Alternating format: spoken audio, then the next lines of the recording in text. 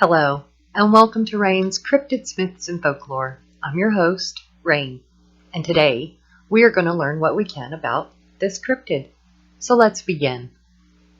Okay, everybody, we are going on a ride with the Wendigo in many different directions, I must say. We are going to look at what is said to be recorded by the Native Americans, the outlandish descriptions that are slightly amusing, and my full in-depth theory. So hang on to your hats. As we begin, the word Wendigo means evil spirit that devours mankind in the Algonquin language. The Wendigo in Algonquin Native American folklore describes it as being a cursed or possessed human by an evil spirit, causing them to desire human flesh, so insatiable to the point of no return. The Wendigo inhabits the forests of the Great Lakes in Canada. Kenora, Ontario, is the Wendigo capital of the world, since so many sightings have taken place there. It is said that it could infect people if that person was tainted by greed or had sinned by consuming human flesh. The creature is able to taint the minds of humans, turning them into a Wendigo, forcing them to constantly crave human flesh.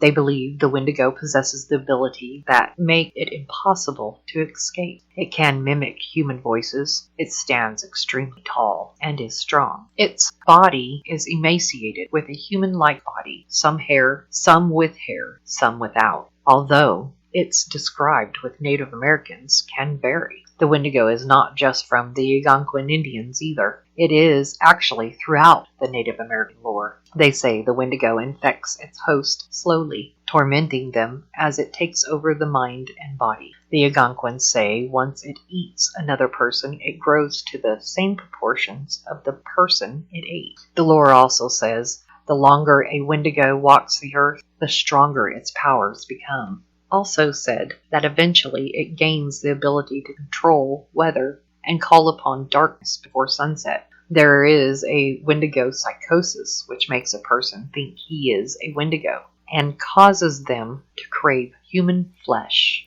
even when there is plenty of regular food around. People under the effect of a Wendigo psychosis would be referred to the shaman healer and killed if the healer could not cure them.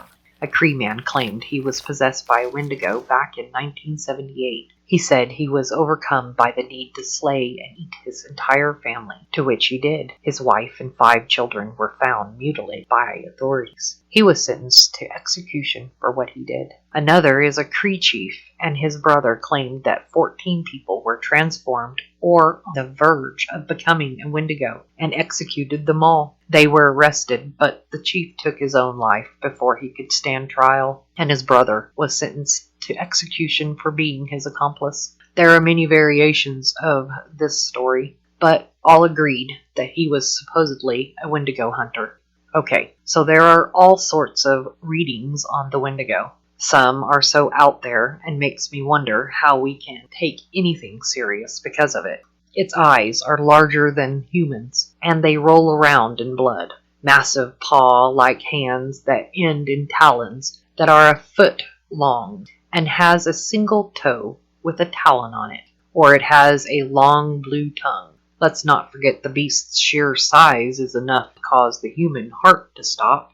Or maybe its giant jaw is filled with needle-like teeth and lack of lips. It is said that it devoured its own lips from its hunger. I mean, some of the readings I have found sound more like a scary movie I've watched. I'm sorry, but I do believe in the Wendigo, especially since there are so many sightings even to this day. But I believe it to be a little different. Let me explain. I do believe the Wendigo is the opposite of light, but I also believe it probably was human originally. Okay, let me begin with the majestic stag. The stag has been in every culture. The powerful symbolism of the stag in mythology, religion, and folklore has been around since ancient times. In its many meanings are strength, virility, fertility, agility, endurance, power, nobility, masculinity, spiritual enlightenment, death, and rebirth. Some even include intuition and knowledge. Some examples are the Celtics believed the stag was a symbol of knowledge, power, and protection for centuries. It is associated with Herne the Hunter, which shows a connection to foresight in Celtic mythology. Celtic pagans believed the stag was also associated with health and bountiful blessings. This comes from ancient roots, which go back to what pagans believed about this animal before Christianity even got started. Ancient Greece believed it represented power, strength, endurance, and authority. The antlers also represented speed and/or sexual prowess. The Greek god Dionysus is often depicted with a deer on his head.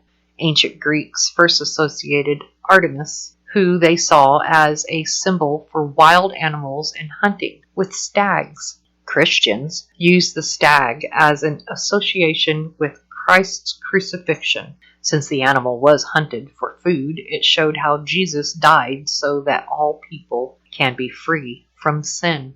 The stag is a powerful animal in the stories of Catholicism and Eastern Orthodox. In both religions, it played an important role to a saint who was martyred for his faith after seeing Christ between its antlers while on pilgrimage. Buddhism tradition symbolizes the stag with happiness and joyfulness, since these animals are believed to never stop running until their antlers fall off. Hinduism culture believed the stag is a symbol of wealth, but also fertility.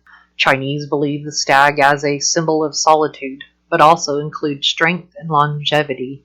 Native Americans believed the stag had magical powers. Most saw the stag as healers and magic bearers, sometimes called spirit animals, because its energy has been said to be strong enough that some shamans could actually take on this shape themselves during altered states of consciousness.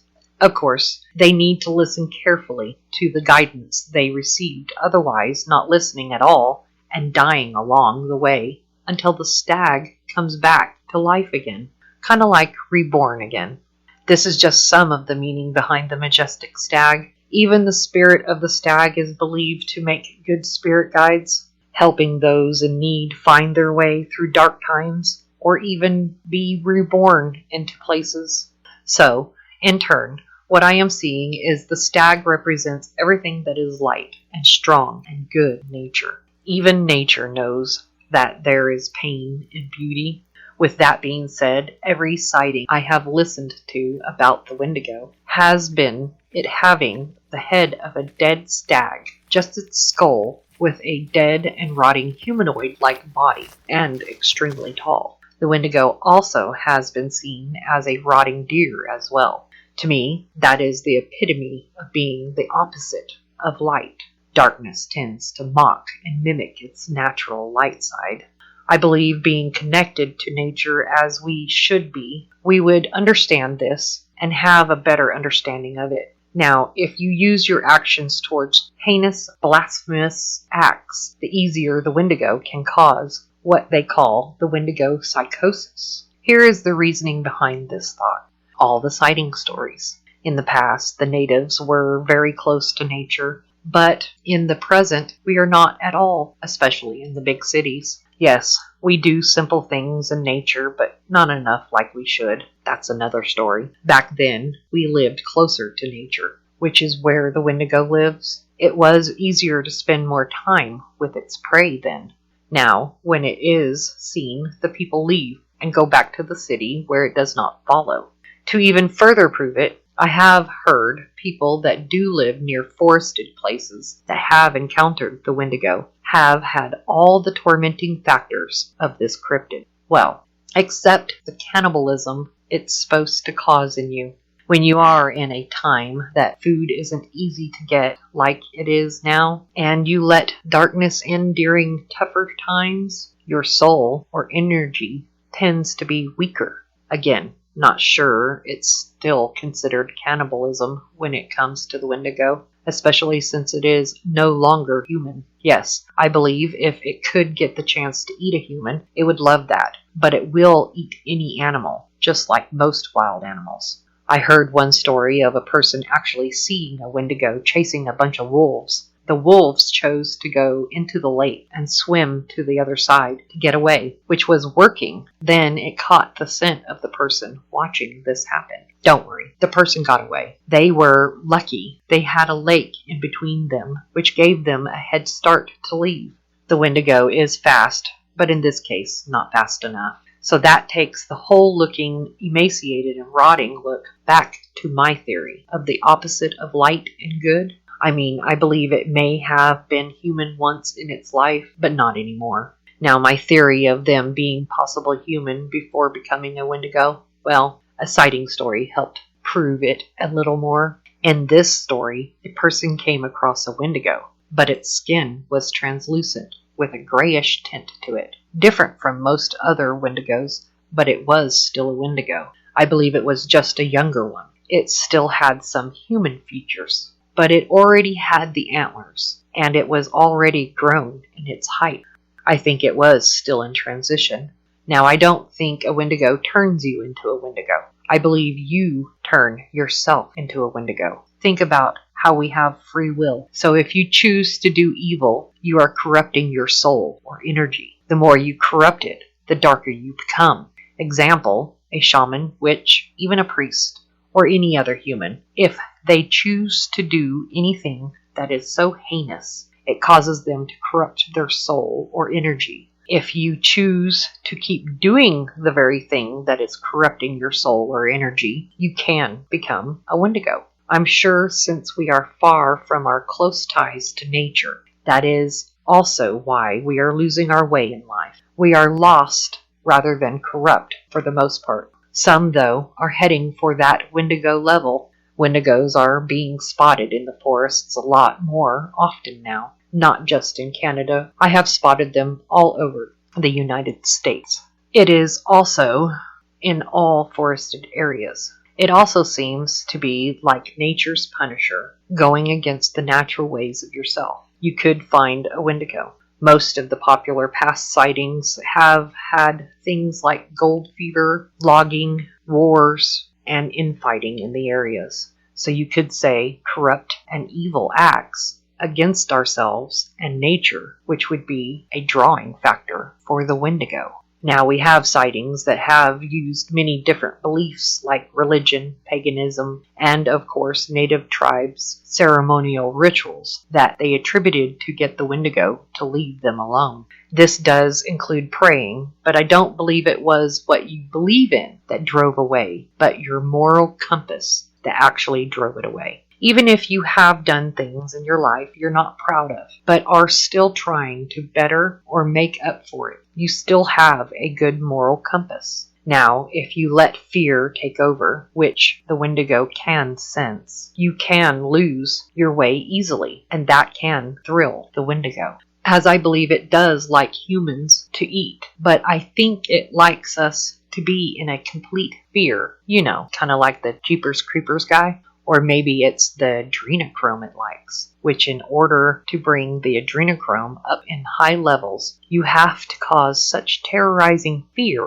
in them from what I have read. This could be the part why it may like spending time near its prey, terrorizing them before killing them, which causes you to be at a high level of adrenochrome.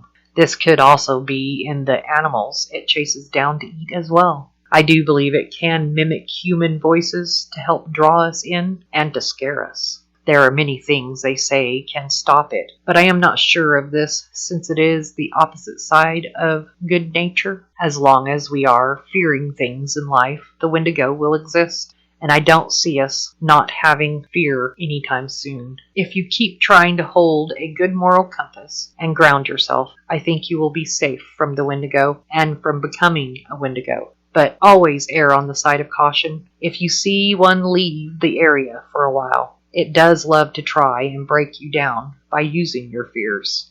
The earth has to have balance between light and dark. The Wendigo is one of those dark sides. That is a part of nature's balance. So, if you have seen a Wendigo, you have to wonder what caused its soul or energy to be lost to the darkness. And that's what I have so far on the Wendigo. I am nowhere near done researching this one, so please hang in there for part 2 of the Wendigo in the future. please like and subscribe. Share as well. And if you have a sighting that you would like to share, please email me. My email is in the descriptions below. All that I share on video will be done anonymously. Also, if you have a cryptid that you would like for me to do a video on, please leave a comment or email me. Now, it's time for Superstition for Thought. And today's thought is breaking the wishbone. Breaking the wishbone goes back to the Etruscans, an ancient Italian civilization around 700 BCE. They believed that the birds were oracles and could predict the future. They used the wishbone as magical objects that were used for divining the weather and predicting a person's fortune. They say you should dry it for 3 days. Another example of the number 3, in this case, lucky number 3. The custom then spread to the Romans, then to the British, and from there to the Americas. The British did have more complicated version in the 17th century. You would have to balance the wishbone on your nose while making your wish, then shake it off and finally break it. Some choose to wear the wishbone as a necklace, but it only promises to bring you good luck that way. If you want to have your wish granted, you have to break the wishbone, which is also the possible origins of the term getting your lucky break. And that is what I found for this superstition for thought. So I wish you the best of luck on getting that wish from that wishbone. Make it a good one. And that's what I have for this superstition for thought. Thank you for joining me for this cryptid journey. I hope you enjoyed, and we will see you next week.